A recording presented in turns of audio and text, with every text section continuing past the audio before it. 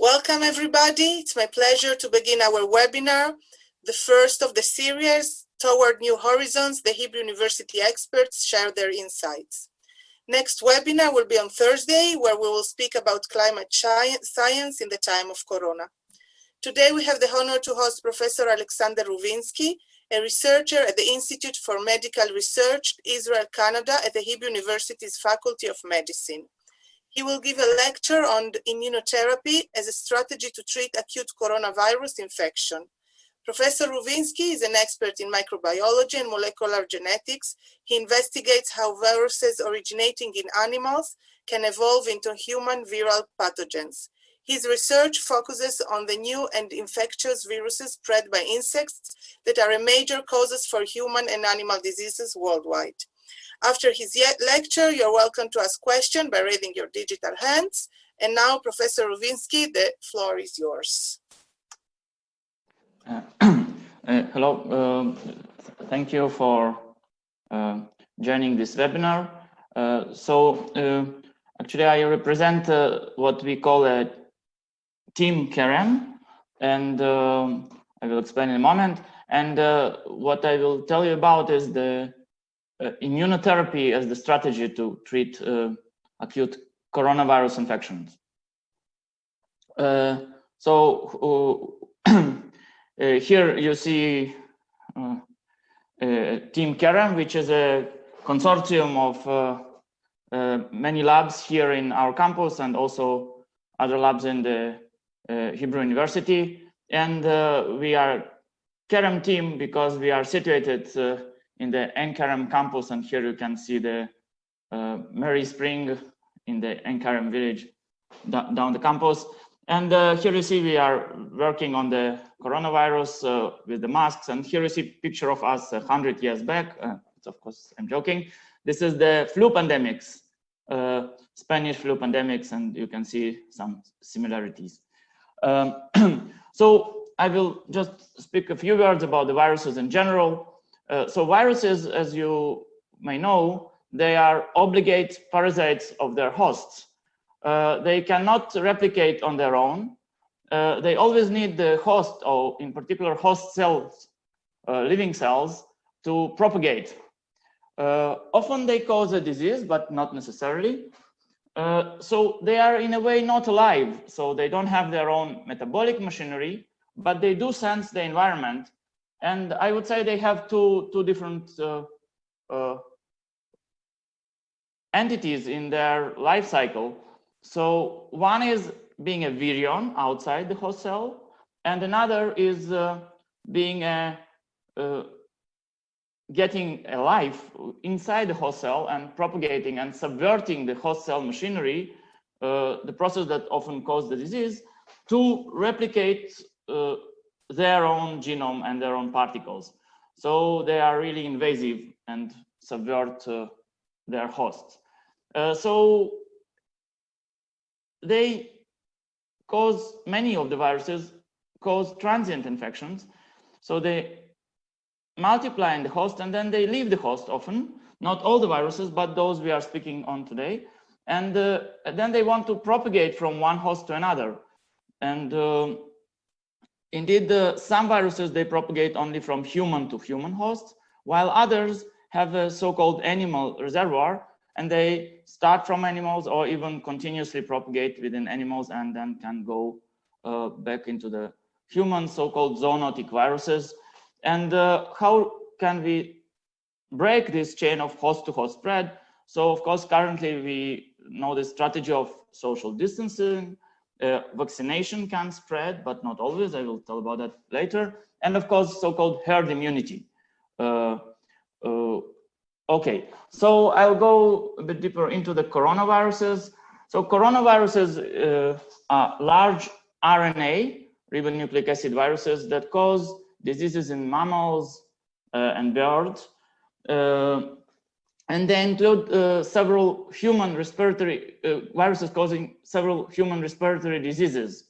So SARS-CoV-2, which causes the COVID-19 disease. And here I would just like to explain that in a way, viruses not always cause the disease, and we differentiate between the disease and the viral entity, as we will see in a moment.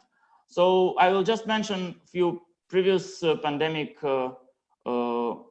outbreaks of coronaviruses, SARS-CoV-1, SARS-CoV, which happened in 2002 till 2004 and caused severe acute respiratory syndrome.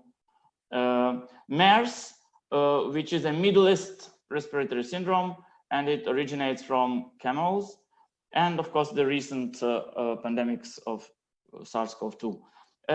We also know so-called common cold human coronaviruses that are in a way endemic in a population and quite widespread.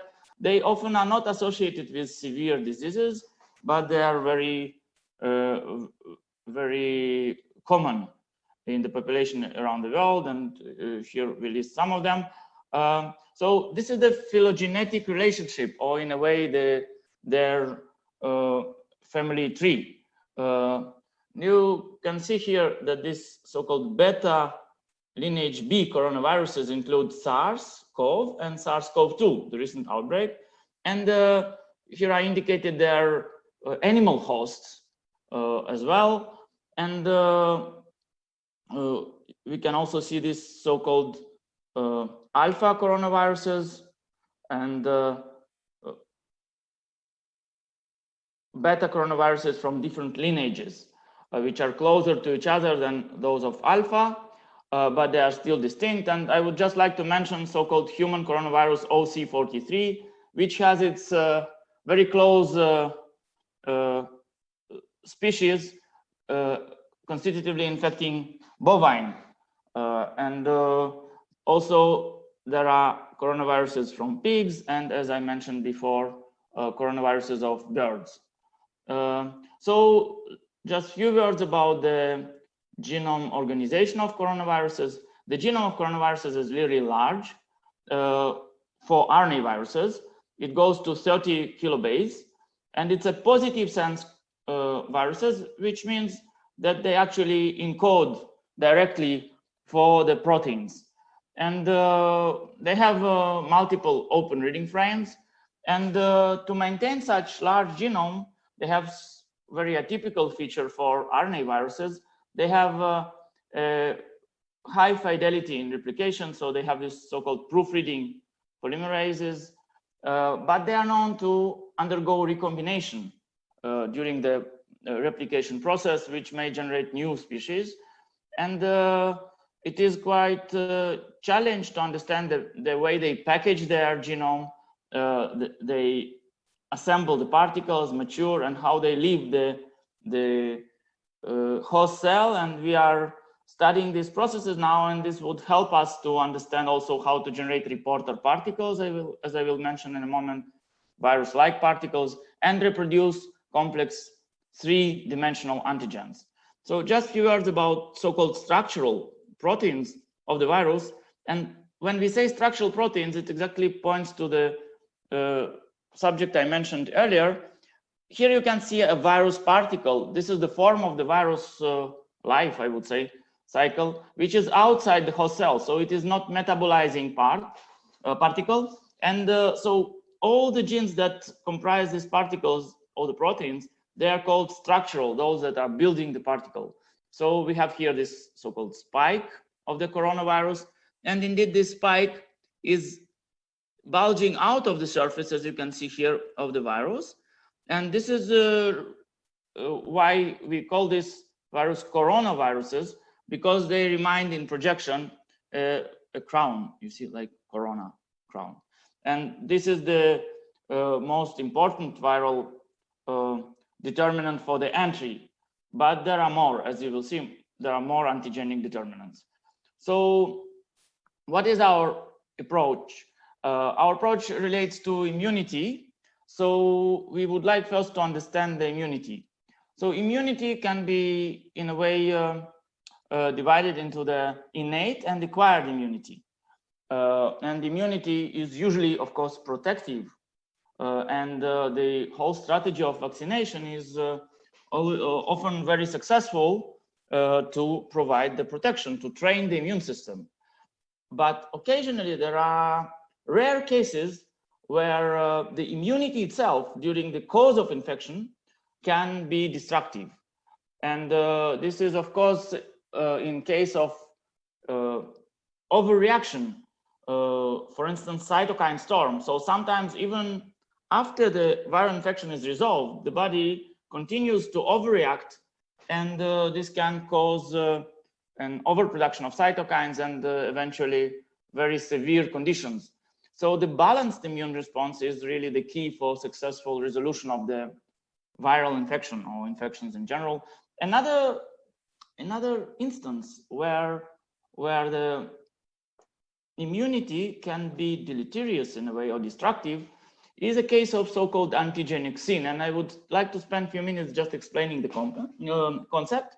So in case of antigenic sin, the pre-existing immunity to a similar entity, but not the identical one, can cause the bias of immune system and can drive a biased and deleterious immune response.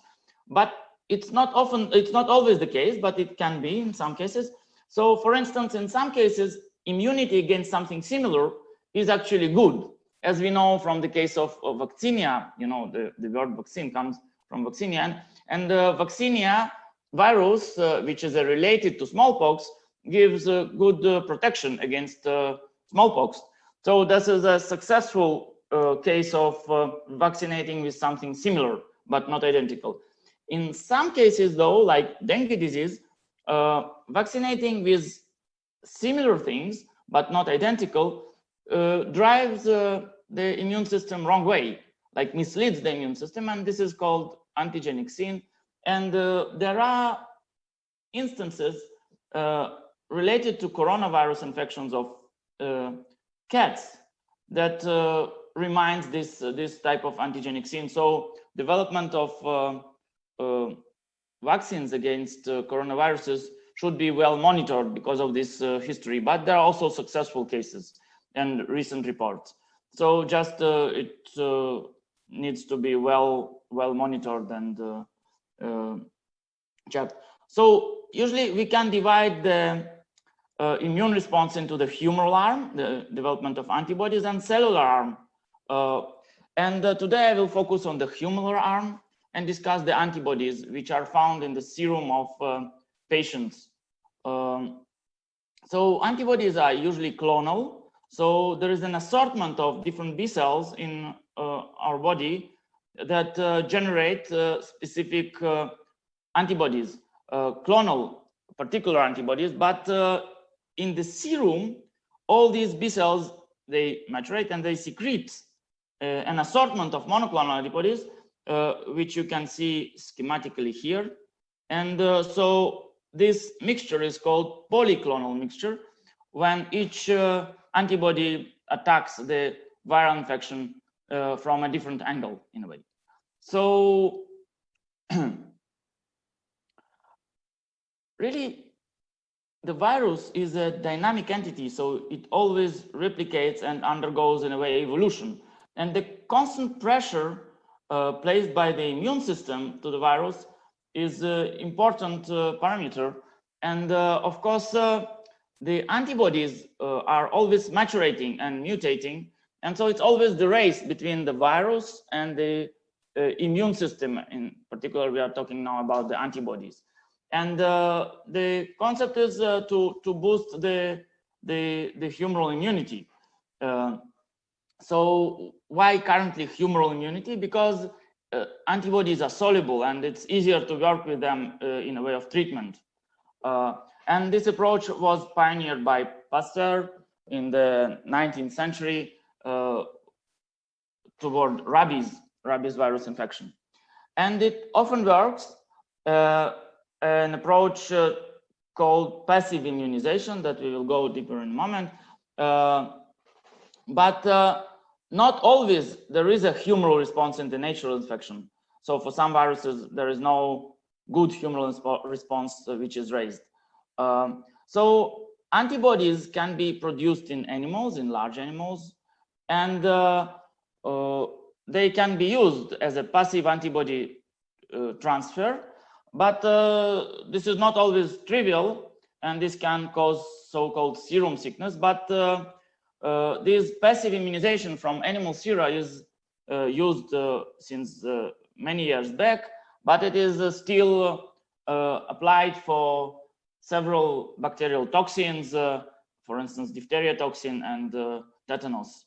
Of course, nowadays there are newer approaches like humanized, genetically humanized animals, those that express and produce antibodies that are human-like. So these animals can be vaccinated, starting from mice that was recently published just last week, anti-SARS-CoV-2 antibody from mice, humanized mice. And of course, going even to the cows, there are transgenic cows that express humanized antibodies. Those can be vaccinated and generate large portions of sera.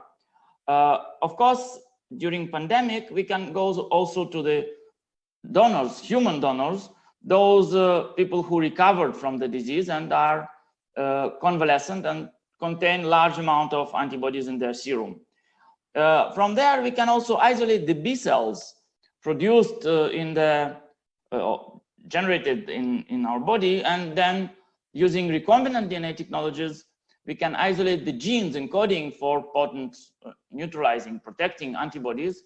And this type of approach is in a wide medical application in the recent years.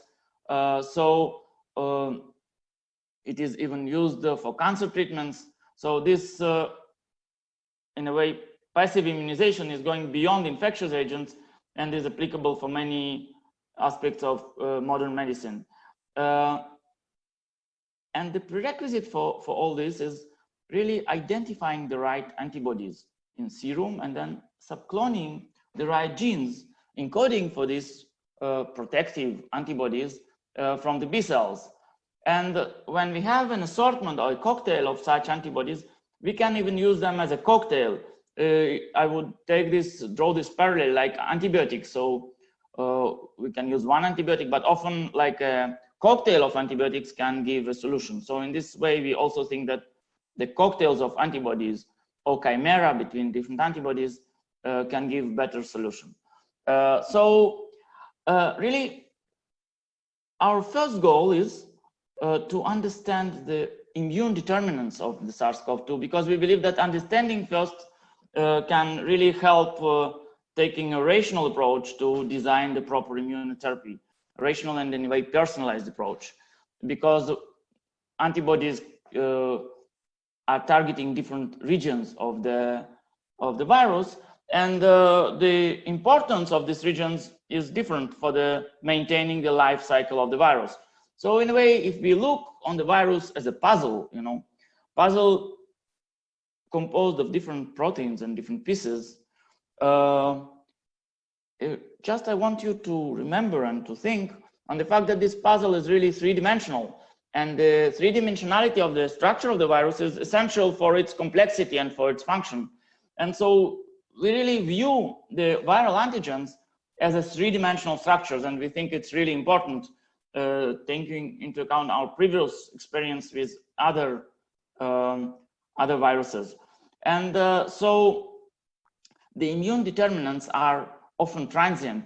I told you that the viruses are really not alive, but their proteins, they are in a way dynamic. Sometimes we say they are breathing. They are not literally breathe, but they change their arrangement, like vibrating in the environment. And this helps them to sense the environment and then to bind to the host cell in the right context, enter the host cell or exit the host cell.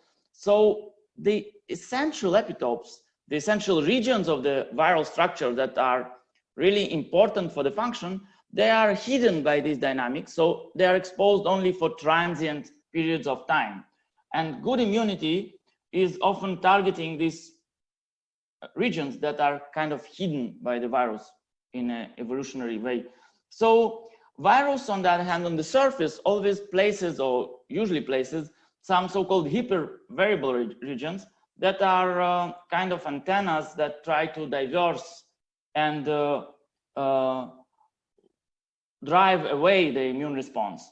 So we always look on the conserved versus hypervariable determinants, and the interplay between them is very important. So what we aim at the first point is to achieve detailed understanding of what are the functional viral antigens. Antigens, those are regions targeted by antibodies and eliciting the immune response, and to put them in place of the life cycle of the virus and understand their importance. And then we would like to understand which natural antibodies in the patient's blood target these particular antigens. And then we would like to know which portion of these antibodies are providing a protection, our ultimate goal, and which ones of those are deleterious, because there are cases where antibodies can actually elicit the deleterious immune response, causing either in overreaction, as I told you, or sometimes just in misreaction. So really understanding the fine-tuning and the determinants is a crucial thing in our thing. So in order to understand the interplay between antibodies and the antigens, we first design and generate recombinantly an assortment of these pieces of the puzzle, viral antigens. And the importance, really crucial importance, is to generate them in the right conformational three-dimensional state, to generate them alone or in the context of the infected cell, or even an assortment of them, like pieces of puzzle assembled together, because sometimes the junction points are by themselves provide an epitope. And so using this assortment of antigens, we apply unique technologies to try to understand what is the composite of the serum and which portions in different patients are reacting with different parts of the viral antigens. And we are looking for the clinical correlates of such reactivity of the antibodies. This will help us to define the protective potential of antibodies using surrogate neutralization assays, looking in vitro in model systems on the interaction between the virus and antibodies and the capacity of the antibodies to prevent, subvert, or sometimes enhance as a deleterious effect viral infection. So then knowing these features of these antibodies will help us to identify the B cells, cells in our body that produce these antibodies, isolate these B cells and subclone using recombinant DNA technology the genes of these that are responsible for generation of antibodies. And this will allow us to produce these antibodies recombinantly in the lab in a well-controlled process, and they can be used directly for the immunotherapy, passive immunotherapy, which is in a way cleaner. And of course, we could prepare cocktails of them. And the next thing would be to characterize the mechanism of their action. How and why do they neutralize and prevent the reactivity? And also those that are deleterious, why are they deleterious? This characterization will involve functional and structural aspects, because really we would like to understand at the level of atomic interactions, where do they bind on the virus and how they interact with the virus. After building a systemic map of these parameters, we can use this knowledge to devise and design new type of vaccines that will only represent these pieces of puzzle that are targeted by those protective antibodies.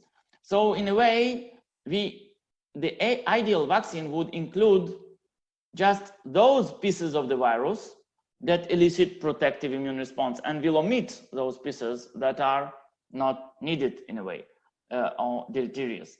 And this approach is called reverse vaccinology. So whereby we are learning from the good immune response in the natural context, after we learn these successful events or successful principles, we can apply them for designing such antigens that would elicit only good and successful immune response. So indeed, often classical approaches lead to a good vaccines, and this is the most usual case, and the ideal vaccine should provide a long-term protection and prevent the spread, protection of the disease, but not only of the disease, also prevent the replication of the virus.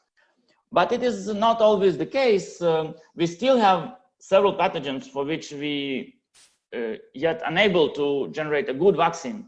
For example, HIV or respiratory syncytial virus causing many cases of children respiratory disease annually. Some vaccines are very good, but still they need annual boosting because of the variability of the pathogen, like influenza vaccine. So many research groups are still trying to devise so-called long-term universal influenza vaccine. And some vaccines, like Salk polio vaccine, they prevent the disease, but they are not to prevent the spread. So for this, usually the combination of Salk and Sabin vaccines are used, while one prevents the disease, the other also prevents the spread. So really formulating the right and the proper vaccine can be a challenge and needs a dedicated research. And in some cases, like for dengue disease or for HIV, the classical approaches are always sometimes fails. And so for this, the reverse vaccinology really takes the part, where this approach of analyzing good instances of immune response from several different patients systematically, looking for the structural epitopes, using the sophisticated structural biology approaches, then helps to map the right epitopes, right regions attacked by neutralizing antibodies, and then use them to generate and design non-natural immunogens, but those that represent only the regions of the virus that elicit protective immune response. So in the last few minutes, I would like just to update you on our recent achievements with the huge effort of several teams. So recent achievements of the CARM team on the immune profiling of the patient sera. And so we have developed an in-house ELISA in collaboration with Adassa Hospital. And you can see here, this is a simple available ELISA test currently done manually in the lab, and it can be upscaled for the robotic platform as well. And so just to start with, we produce two antigens of the virus, the spike and the nuclear capsid, which is a protein inside the virus. And we use commercially available secondary antibodies, chromogenic detection, and it's a quick test for about 19 minutes, a reliable test. And we well characterize conformationally our antigens. And there are several expertises involved and several teams, each dedicated to a specific antigen. And the assay seems to be robust and reproducible. We can determine, you can see here repeats, even not normalized internally, but you can see really low variability. And we receive samples nowadays that are in parallel tested, blindly tested by other commercially available kits. By now we tested more than 230 samples, even I think by nowadays more than 300 samples. And you can see here correlates, and our homemade ELISA performs well. It's looks to be a bit more sensitive than commercially available one, and we don't have false positives. You can see a zoom in the comparison. And also we introduced two antigens, and it's quite interesting already. I would just like to zoom in here. So you can see this nuclear protein antigen and the spike antigen. Each one represents blue and this yellow-brown color. So each one is a patient, is just a number for us. We receive it blindly. And you can see here a balanced immune response in this specific patient showing a balanced immune response of antibodies against N, one piece of the puzzle of the virus, and S, the blue one, the other piece of the puzzle. But in another patient, where you can see here, is much stronger immune response against N protein than against S protein. And we can take a different extremity where the response here against S is much stronger than against N. And we are now looking into the functional aspects of this, whether there is a clinical correlate or immunological, other type of correlate, genetic correlate, and all this type of things. And this is quite fascinating also to know which one of those gives better productivity in vivo. Here, just to show you that the pre-COVID cohort really shows no false positive results. It's about 50 samples carefully chosen by the clinical virologists here, and you can see those are positive samples with clinical convalescent phase after clinical disease, and those are negative ones. So, and this is just an example of raw data. We expanded our analysis not only for immunoglobulins type G, but also IgG, IgM, and IgA, while IgA are secretory antibodies, and those are usually acting at the mucosal sites. And this is very important for managing such type of infection that is known to attack the mucosa. And you can clearly see here 3 different samples. One is actually negative, one is intermediate, and one is strongly positive. And you can just by visual observation directly see the results, but this is quantitative because we can use the optical readers to quantify these results. And here this is like a quantitative measurement in dilutions, and you can really see that this assay is quantitative. For instance, these 2 examples without dilution look quite similar, but when we dilute, we can clearly see that this patient antibodies from this patient are much stronger. And you can see here that the balance between immunoglobulins of different types is different between different patients. And we think understanding this would really help and be essential to understanding the productivity of the immunity. So we can do it in large scale. Here you can see many patients, and each one of them is analyzed for each type of immunoglobulins for 2 antigens currently, but we are expanding this capacity and trying to put it on the high throughput profile. So just to summarize our current state, we did this simple ELISA that uses well-conformed antigens. We are putting it now on the automation process. We further develop additional conformational immunoassays. And one important and essential point that I would like to stress is that our effort was not to do another commercially available ELISA, but to make it available for public. And we dropped out the price of this ELISA so that we can do this all analysis about 100-fold compared to the currently available commercial ELISA without losing the reproducibility and, of course, the sensitivity. So, of course, what is currently in progress is putting up additional antigens, mutants thereof, including other human coronaviruses to understand the pre-existing immunity in different populations, and trying to understand why some people maybe get the severe disease while others are not. We develop additional immunoassays that would include assays in solutions and more sophisticated high throughput assays for serology.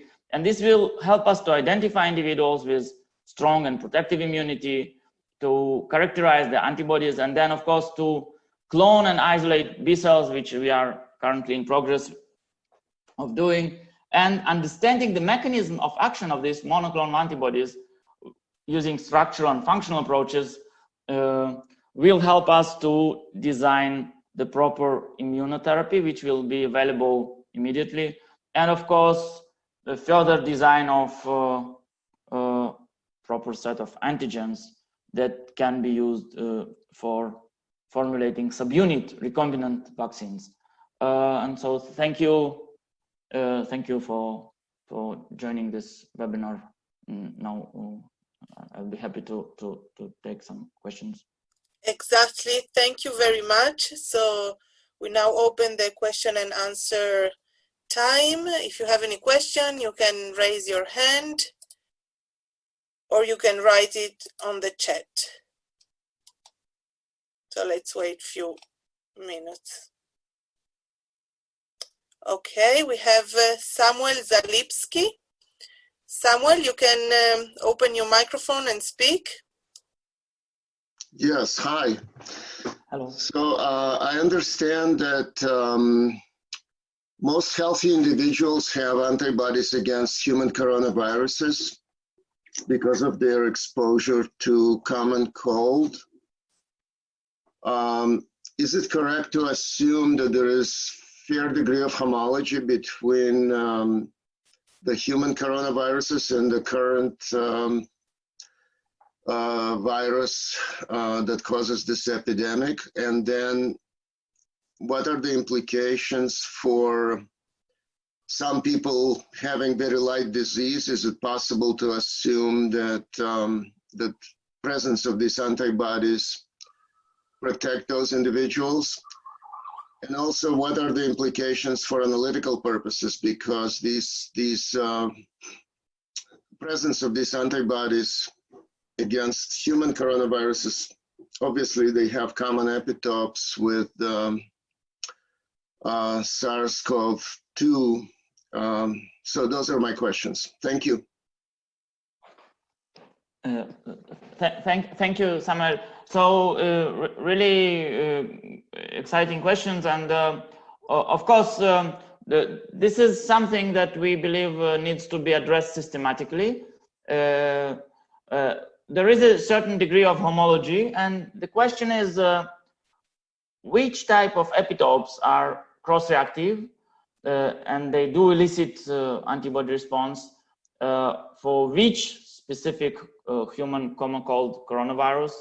And what we are doing in order to address these questions, we are generating the expanded panel of antigens, recombinant antigens, representing different regions of human common cold coronaviruses and of SARS-CoV-2. And by systematic analysis of this is actually undergoing currently in our labs, in our team, current team, and we put them all one by one in immunoassays, and then we can compare a given individual toward these reactivities, and only then we can really give an answer for these questions, which are really essential to understand what is the degree of reactivity of antibodies, cross reactivities, and of course, what is the degree of protection, cross protection, which is actually the main, if I understand correctly, the main essence of the question, whether there is a cross protection or not, and toward which coronaviruses, and even more than that, toward which epitopes, specific regions, toward which antigens.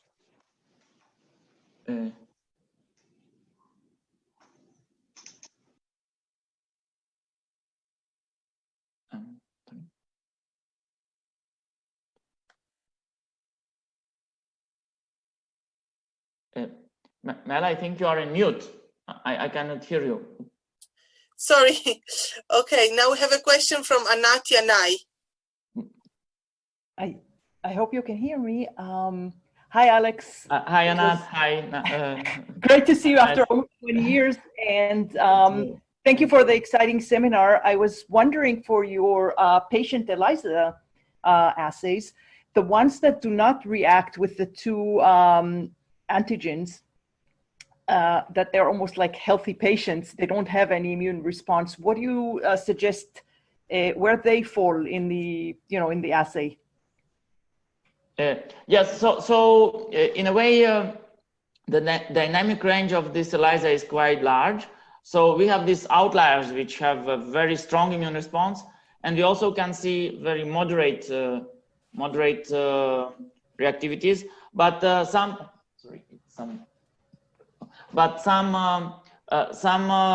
of the patients are just negative. So this is not only patients in the cohort we studied. Those are not only patients hospitalized for COVID. Some of them are just randomly taken, so it's a blind cohort. So except for these 50, I can show, except for these 50 patients that I showed you here, you see this pre-COVID cohort where we know they are negative. The others are just, some of them are positive here, and some of them are positive but didn't yet elicit strong antibody response because they are too close to the phase. And also maybe they elicit antibodies against different parts of the antigens. What we are currently using is only the most antigenic part of the spike and most antigenic part of the N protein. But currently we are expanding this panel to include further parts, and then maybe we can see other reactivities. That's exactly the aim, to really expand the panel. Thank you very much. Oh. Thank you. Now we have a question from Manoj. I hope I said the name right. Manoj. Yeah. Hi, Alex. Hi. It was great to learn many things about the coronavirus. My question is not basically pertaining to the innate response. My general question is like in earlier slides you have shown that this coronavirus has the spike proteins, and you was talking about this conformational change, like there is a breathing of this protein or these spike structured proteins. So is there can be any relation that this can help in determining the spectral properties of these spike proteins? Am I right?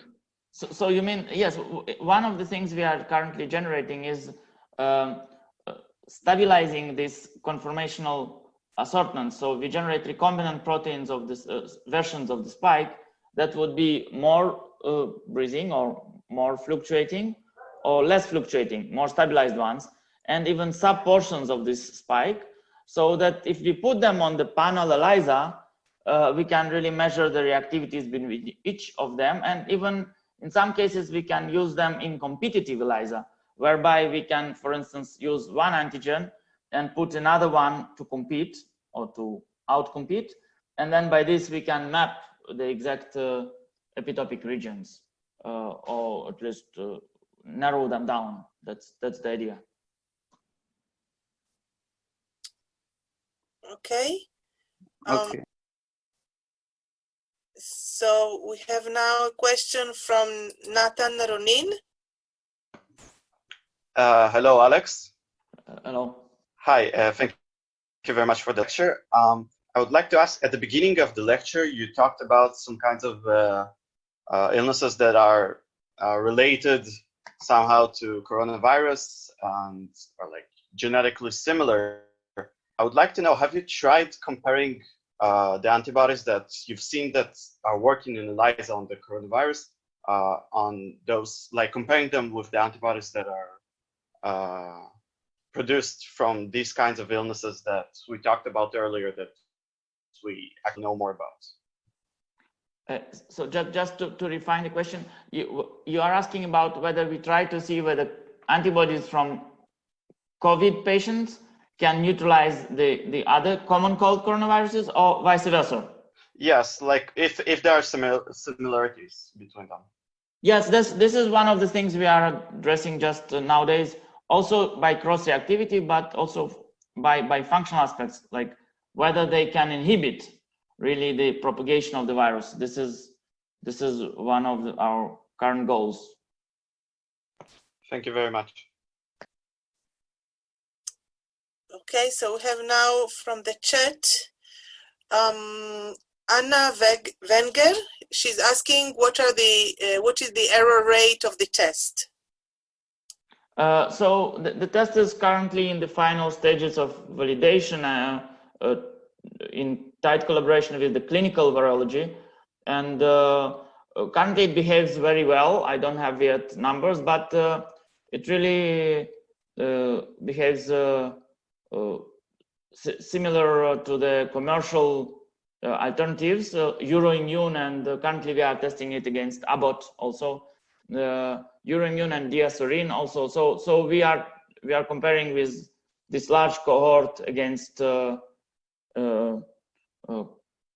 currently commercially available kits used in clinical diagnostics, and meanwhile we get a very positive feedback. We do it blindly, so when you look on the errors of the kit, you can describe it in false positives and also in false negatives.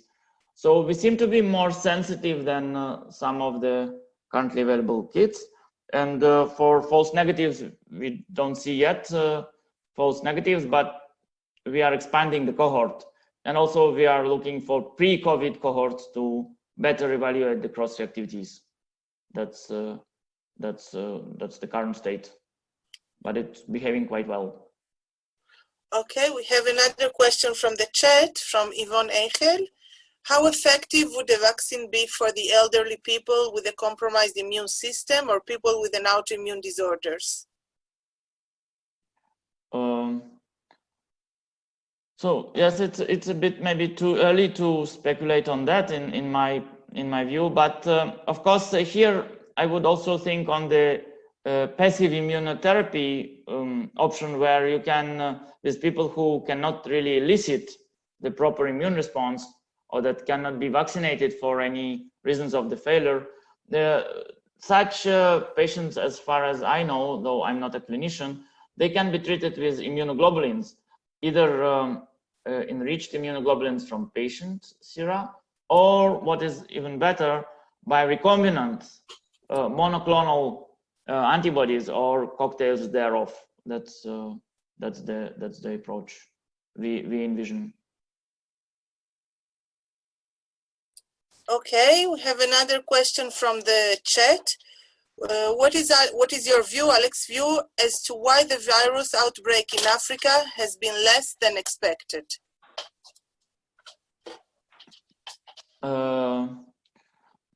This is mostly, I can raise several thoughts that are not necessarily mine, but are there around. So one thought could be just the genetic background, or another thought could be pre-existing immunities. Another thought could be also the surveillance, because really surveillance is very important, as we can see, and the numbers sometimes follow the amount of tested cases. So I think currently is a bit too speculative, but also maybe the pre-existing immunity against other coronaviruses could be a factor, specific coronaviruses like raised before, or maybe other viral or non-viral infections that could also have an impact on maybe genetics. So this, I think it's too early because we need more epidemiological surveillance studies. And one of the thoughts behind available tools to do such surveillance was to develop something that is available also not only in developed countries, but also in developing countries. That's one of the thoughts, to make something really available for the public. Okay, so we have time for one more question. If you have it, we can wait a few seconds.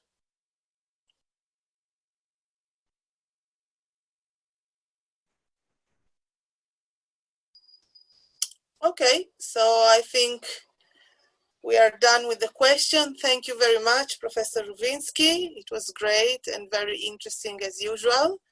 And you will all receive the recording tomorrow, and hope to see you in the next webinar on Thursday. Thank you to everybody. Thank you. Thank you. Thank you. Thank you.